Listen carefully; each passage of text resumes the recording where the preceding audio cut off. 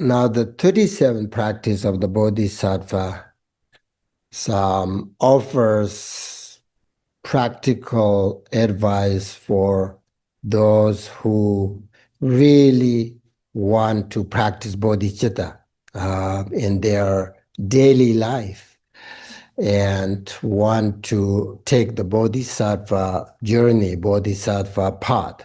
So we have a good chance to understand how to practice bodhicitta based on this teaching, 37 practice.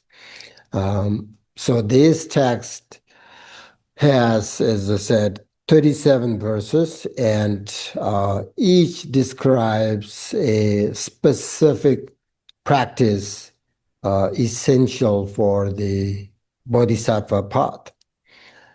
So please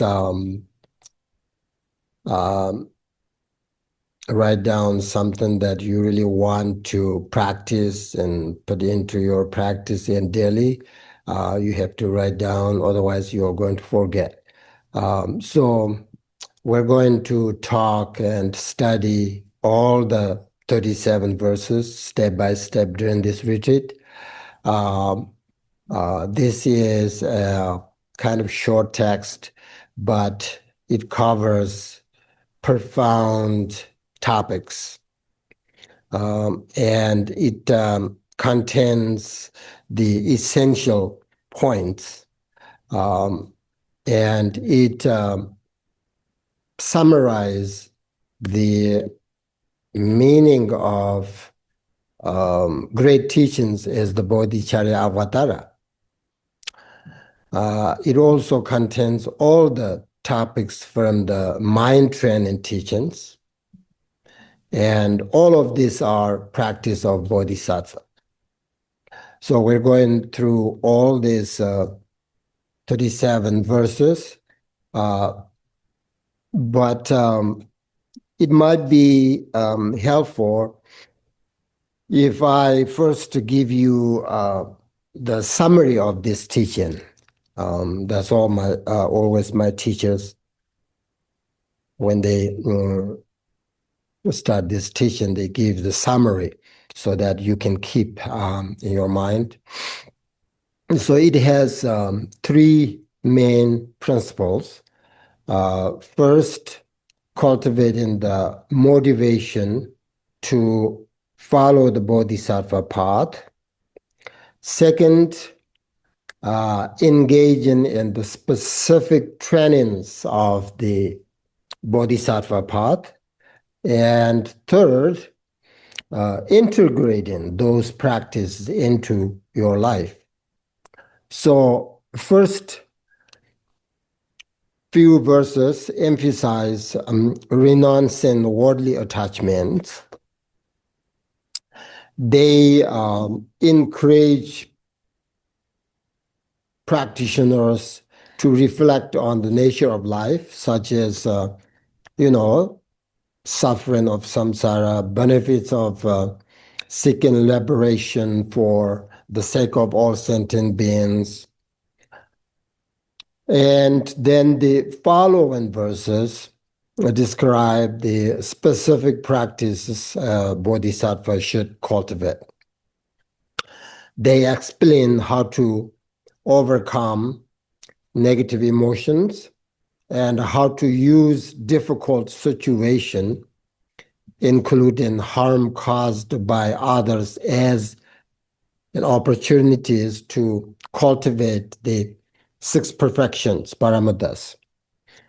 And then the final verses focus on how to follow the bodhisattva path, like practicing the union of bodhicitta and emptiness, which is the heart essence of the bodhisattva journey.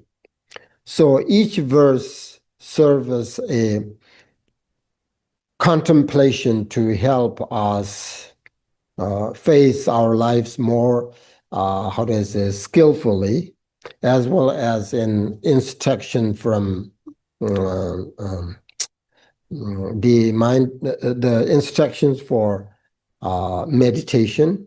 So this teaching is a very, I would say, practical guides for anyone who wishes to develop both, relative and ultimate bodhicitta.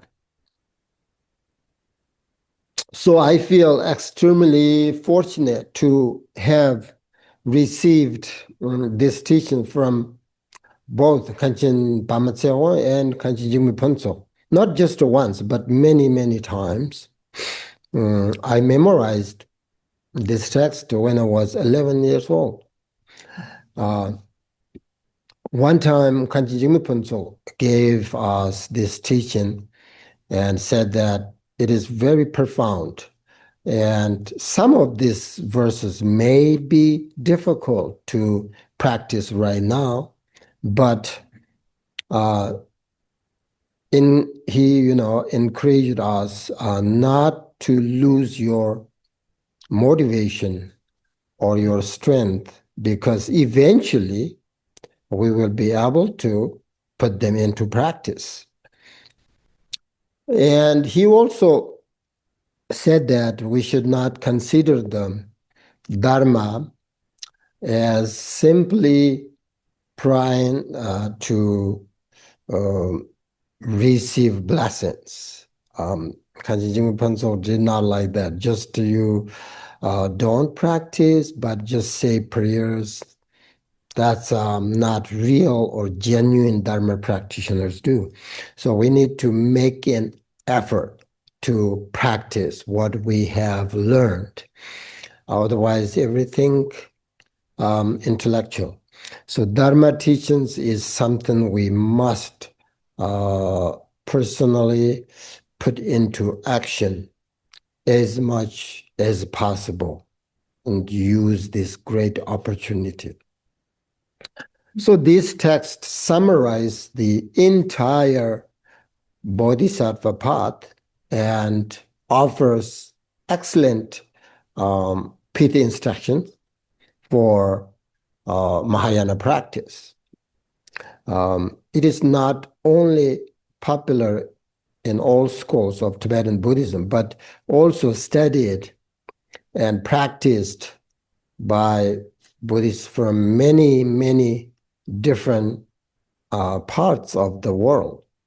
So this teaching is one of the Kanchen Jigme Phuntsok's favorite teachings. And he, considered most important teaching. And Kanchen Jigme Phuntsok frequently taught this text at Larongar, his monastery. And also when he visited monasteries in different places in Tibet, he would sometimes give the teachings in great detail, other times more sort of concisely, and sometimes he given only the oral transmissions. He always, whenever he visited in Tibet, different monasteries, he always focused on these teachings. If he doesn't have time, then he gave transmission, that or a written transmission. So that's a short introduction of this teaching. Okay. Now you have the text, right? You should look at the first. The text start with homage in Sanskrit, which is Namo Loke Shoraya, right? It is another name for Avalokiteshvara. So what is the reason why he, Ngulchu Thokmé, pays homage to Avalokiteshvara at the beginning of this text? It is because Avalokiteshvara is the physical manifestation of compassion of all bodhisattvas. And among the qualities of a Buddha, the main quality is compassion, right? So, Ngulchu Thokmé, Namo Loki Shoraya, or Avalokiteshvara. So, compassion. Avalokiteshvara is the manifestation of the compassion, right? So compassion is the most important qualities of Buddha or Bodhisattva. Buddha said, whenever there is a space, there are sentient beings, right?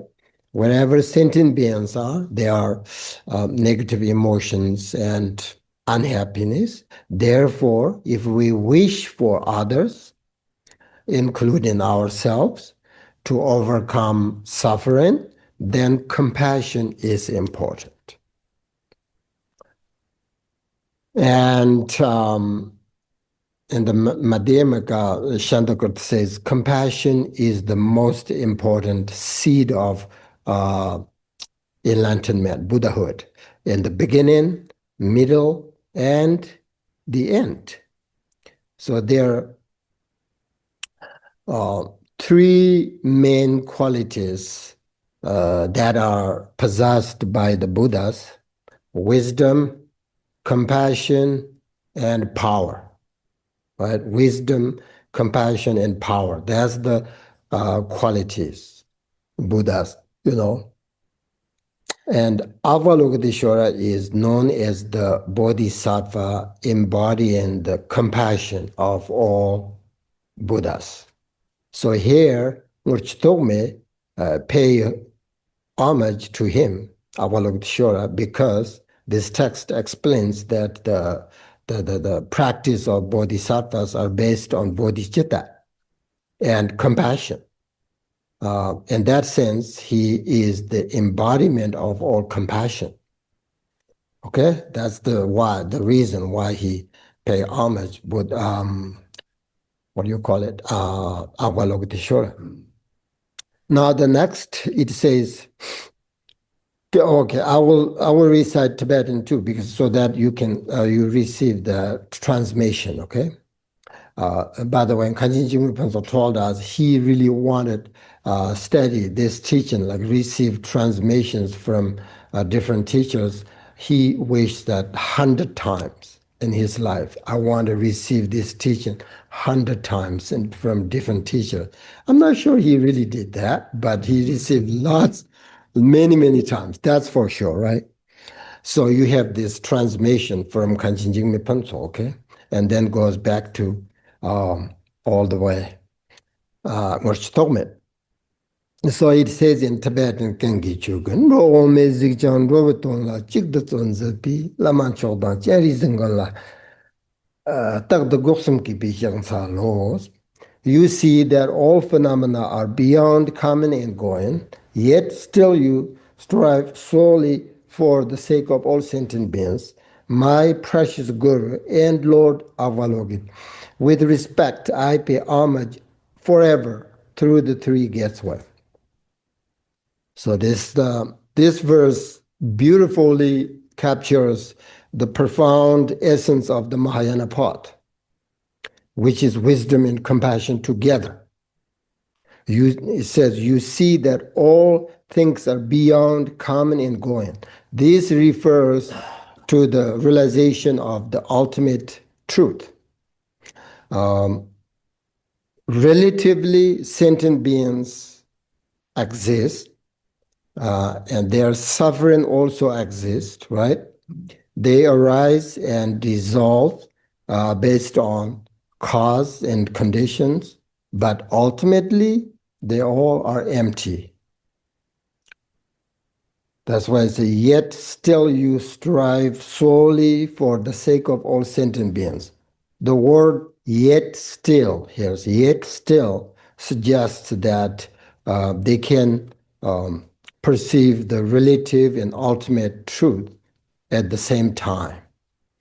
The ability to perceive the two truths simultaneously is an enlightened quality. It comes from their recognition of the Dharmakaya and Nirmakaya nature, or their realization of as a wisdom and compassion.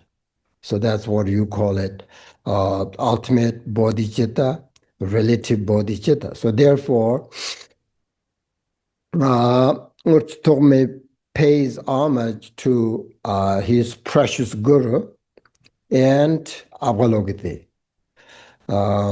As you know, in Mahāyāna Buddhism, the guru is the one who guides us on the path and connect us to the Dharma. Therefore, gurus are truly precious. Whatever small realization we have gained through practice is due to the kindness of our gurus. And for that reason, Ngulchu Thokmé here pays homage to them. Gamboba says, it's like traveling through an unfamiliar and kind of dangerous place.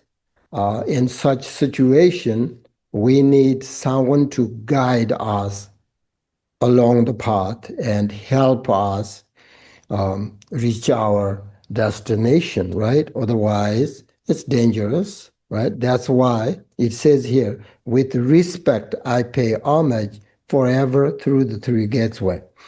So the root gurus, they, Buddhism, in order to practice Buddhism, we need a teacher. Otherwise, Buddhism is profound, it's vast, but it's also really complicated. And so we will not, without gurus, it's impossible to practice Buddhism without any sort of mistake, right? So therefore, Ngulchu Thokmé pays homage to his root guru and Avalokiteshvara. So, and then he said, with respect, I pay homage forever through three guests. This reflects a sort of a wholehearted expression of gratitude, right? We offer homage through three gateway, meaning body, speech, and mind. And then also forever, not just in this moment, right? But forever. And so three gateway, three doors, body, speech, and mind. Like your physical homage includes offering, prostrations and showing sort of respect, so on. And verbal homage involves offering like prayers, recitations, recite the mantras, so on. And then mental homage is generating your devotion, your faith, and most importantly, remembering their kindness. So the meaning of this verse is the essence of the Bodhisattva's practice, the realization of the ultimate nature of reality, while remaining actively engaged for the benefit of all sentient beings. Okay, so that's the summary of this verse. The next verse is Pandinjoni, Zopasanjinam Tamchutibli Tean, Te Laglen Shilaralipi, Jasinam Jilaglen Shabarsha, the perfect Buddha's source of all happiness and well-being, arise through accomplishing the genuine Dharma, since that and depends on knowing how to practice. Thus, I will explain the practice of the Bodhisattvas. This verse is the promised by the author to compose this text, and statement of his intention and in explanation of the reason for the composition. So this kind of commitment is important, and it's necessary that once we have begun something, we should actually go through the process of doing it, no matter how difficult it is. Otherwise, we never ever achieve that goal. So the first line of this verse refers to the goal of this teaching, which is to achieve liberation. It says, source of all happiness and well-being. Okay? Happiness refers to freedom from physical suffering, and well-being refers to freedom from mental suffering here. Okay? We have a great deal of mental suffering, unhappiness, and worry, So, but by relying on the Dharma teachings, we can transform our situation of physical and mental suffering into genuine happiness. And to achieve that, we must practice Dharma, which refers to the teachings of the Buddha. That's why the Buddhas are the source of happiness and well-being. That's what this verse means, right? However, some people might wonder, in this world, there are those who appreciate Buddhism and those who do not like Buddhism, right? Many like non-Buddhist experience suffering. Many Buddhist practitioners also face unhappiness, suffering. So it doesn't matter who we are, we suffer half of the time. We are happy half of the time. Because of this, many people, have doubt whether the source of happiness and well-being truly comes from practicing Dharma. They think even after practicing Dharma, I still experience suffering, unhappiness. So what's the difference, right?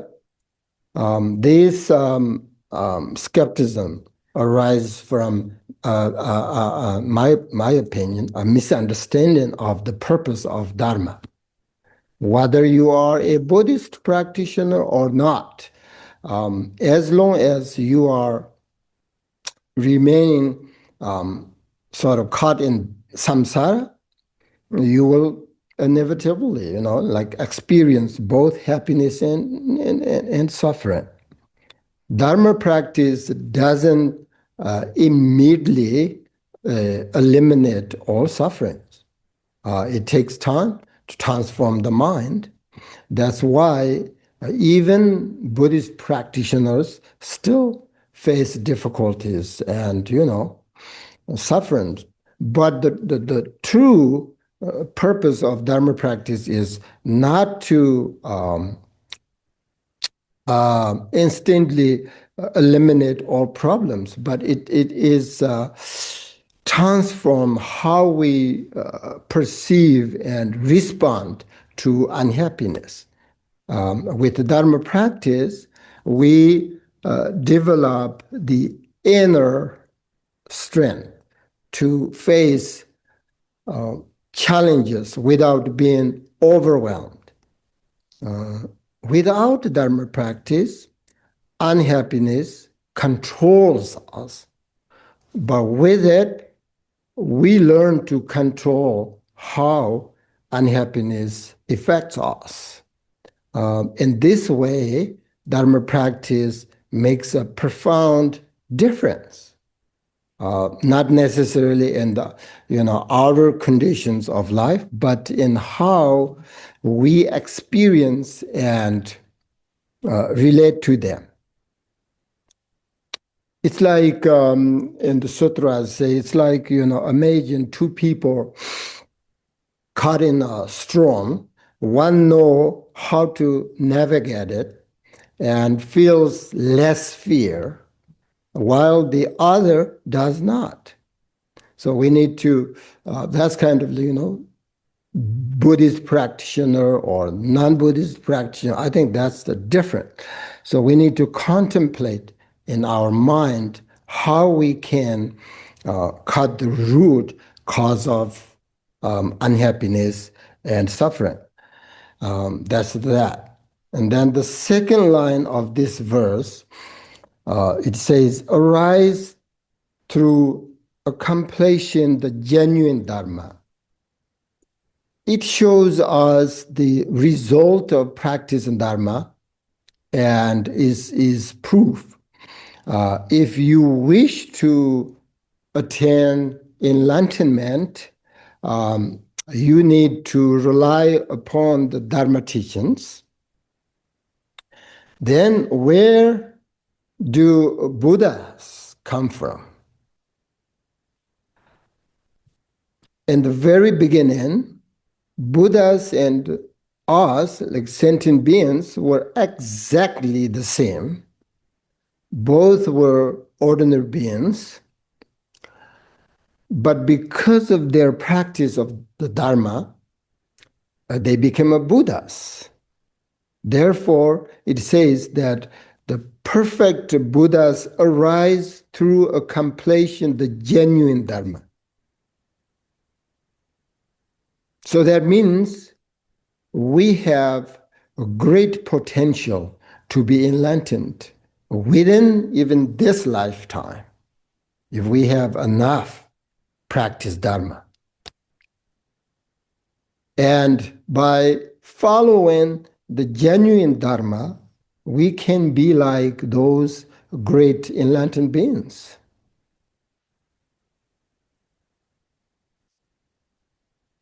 So we have reasons to optimistic. The potential is already here. So we have to believe in ourselves. We can do this.